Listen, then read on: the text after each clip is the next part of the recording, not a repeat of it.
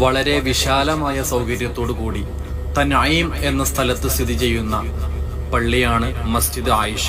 ഹബീബ് സല്ലല്ലാഹു അലൈഹി വസല്ലമ തങ്ങളുടെ പ്രിയതമ ആയിഷ ബീവി റളിയല്ലാഹു അൻഹയുടെ പേരിൽ നാമകരണം ചെയ്യപ്പെട്ട പള്ളിയാണ്. വളരെ സൗകര്യത്തോടു കൂടി രാത്രിയെന്നോ പകലെന്നോ വ്യത്യാസമില്ലാതെ ആയിരക്കണക്കിന് ഹാജിമാർ വന്ന് ഇഹ്റാം ചെയ്ത് തിരിച്ചു പോകുന്ന ഒരിടം. ഹറമിൽ നിന്ന് ഏറ്റവും അടുത്ത് കിടക്കുന്ന ഒരു മീഖാത്ത് കൂടിയാണ് മസ്ജിദ് ആയിഷ.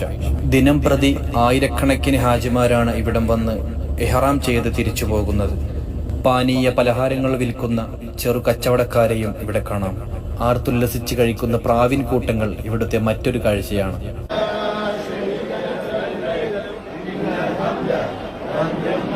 ദൈനംദിനം നൂറുകണക്കിന് മലയാളികൾ ഇവിടെ വന്ന് ഇഹ്റാം ചെയ്ത് തിരിച്ചു പോകുന്നതും നമുക്ക് കാണാം.